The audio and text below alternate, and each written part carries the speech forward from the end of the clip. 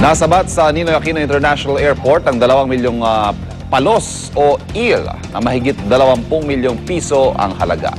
Balak daw ipuslit ang mga ito papuntang Hong Kong. Narito ang report.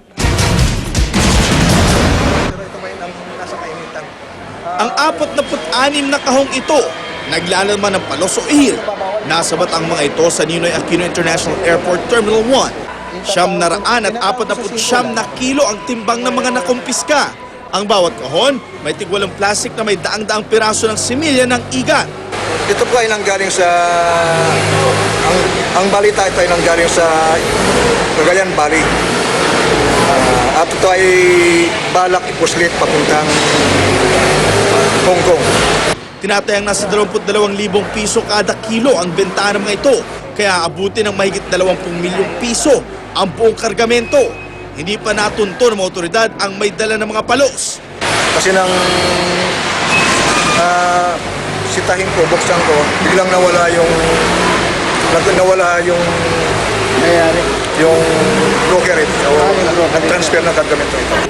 Sa ilalim ng Republic Act 8550 o ang Philippine Fisheries Code of 1998, bawal ang paghuli at pag-export ng fingerlings at similya ng eel maliban na lang kung ito ay gagamitin sa research. Ito pong kargamentong ito ay similya ng mga, kung tawagin ay elvers.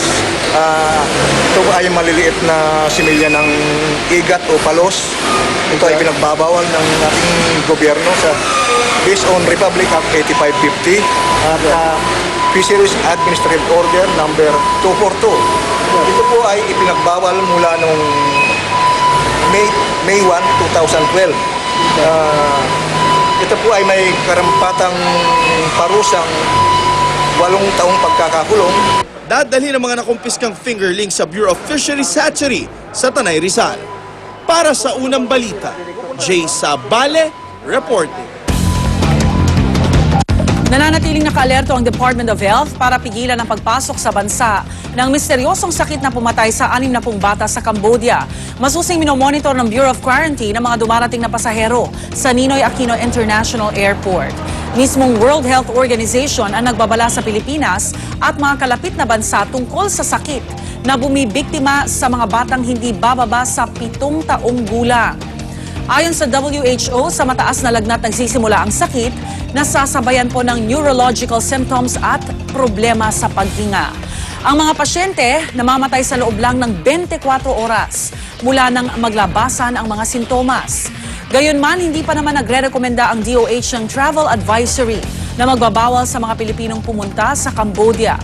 Ang mga hakbang ng pamahalaan upang hindi makapasok sa bansa ang misteryosong sakit mula Cambodia, bubusisiin sa Talakayan with Igan mamaya. Makakasama natin ang mga opisyal ng Department of Health at Bureau of Quarantine.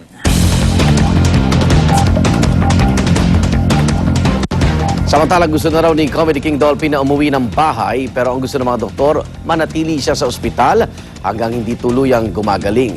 May live report si Haji Rieta. Haji.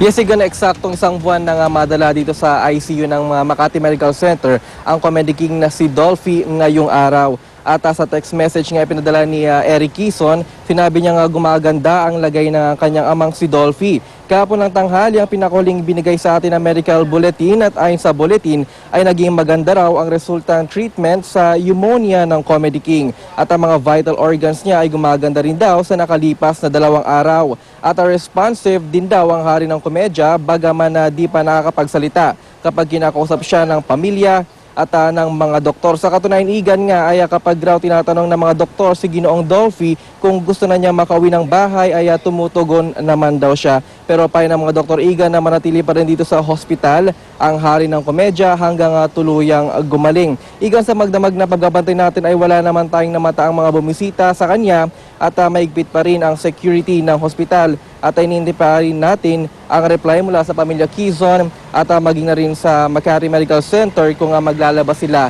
ng pinakahuling update sa kalusugan ni Dolphy ngayong umaga. At yan muna pinaka-latest mula dito sa Makati Medical Center. Igan. Maraming salamat, Haji Rieta.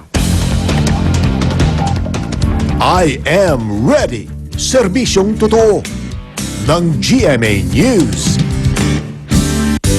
Kamustahin na natin ang lagay ng panahon ngayong Lunes mula sa ating resident meteorologist na si Ginoong Nathaniel Cruz. Good morning, Mang Tani. Salamat, Rhea. Mga kapuso, isang maaliwalas na panahon na naghihintay sa atin ngayong Lunes sa maraming bahagi ng ating bansa.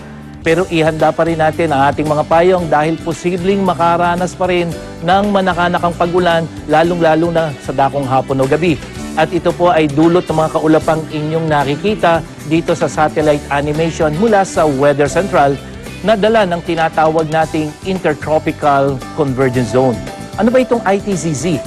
Ang ITCZ ay ang pagsasanib ng hangin mula yan dito sa silangan, mula dito sa may Philippine Sea. At kapag ang relative humidity ng atmosphere ay mataas, pag nagsanib ang hangin, nagkakaroon ng kaulapan at ito yung nagiging thunderstorm na siya namang magdudulot ng pag-ulan mula dito sa Southern Luzon, Visayas hanggang dyan sa Mindanao. Kaya dito po sa Luzon, ang magiging weather condition, inaasahan natin sa Northern Luzon dahil hindi sila apektado ng ITCZ, ay magkakaroon tayo ng pulo-pulong dagliang pag-ulan at pagkulog-pagkidlat. Samantalang dito sa Southern Luzon, kasama na ang Metro Manila, magkakaroon tayo ng scattered showers and thunderstorms. Gayon din sa Kabisayaan na mayroong maulap na papawirin na may kalat-kalat na dagliang pag-ulan at pagkulog-pagkidlat. Pero magiging mas malawakan yung pag-ulan natin diyan sa Mindoro, Palawan hanggang Western Visayas, kaya pinag-iingat yung ating mga kababayan sa flash flood at landslide. Samantalang dito sa Mindanao, kalat-kalat na dagliang pag-ulan at pagkulog-pagkidlat din ang ating maranasan. Makikita nyo po, dyan sa Cagayan de Oro hanggang dyan sa General Santos ay mataas ang posibilidad ng pag-ulan. At dito naman po sa ibang bahagi ng mundo, lalong-lalo na dito sa may Southern Russia, yung pong mga tao dyan ay nakaranas ng matinding pagbaha. Sa kasamaang palad po, umabot na sa 105 ang patay. Katumbas daw po ito ng 2 buwang dami ng ulan ang bumuhos doon sa loob lamang ng ilang oras. Sinisisi ng mga residente ang umano'y huli ng abiso ng mga otoridad para sila'y makapaghanda. Kaya mga kapuso, naway magsilbi itong paalala sa ating lahat kung gaano kahalaga ang maagang paghahanda para iwas disgrasya sa anumang kalamidad. Ano man ang panahon, magplano, magsiguro. Makibalita sa GMA Weather. Ako po si Nathaniel Cruz para sa I Am Ready, serbisyong totoo ng GMA News. Maraming salamat, Mang Tani. Iniimbestigahan na ang motibo ng pamamaril sa isang dating mayor ng Mutyong, Samar.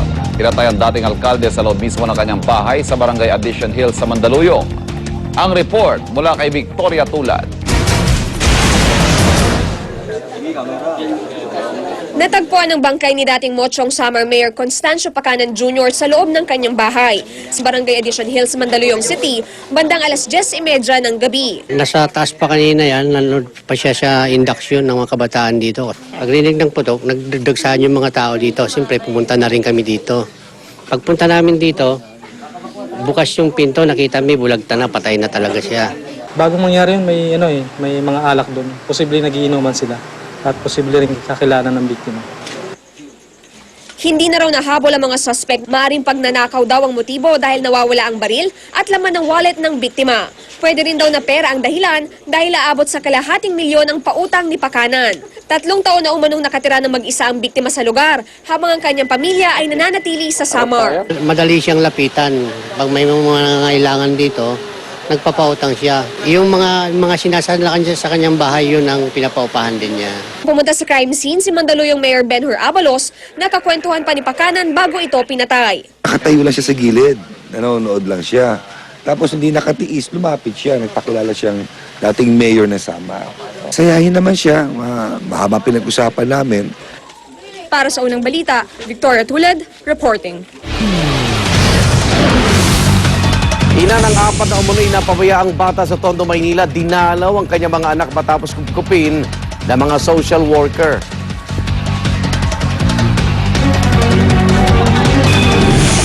PBA legend na si Robert Jaworski Sr. naging emosyonal sa retirement ceremony ng kanyang jersey. At ang star-studded na kasalang Marco Alcaraz at Precious Lara Tigaman. Huwag pahuli, tutok lang. Sa unang balita.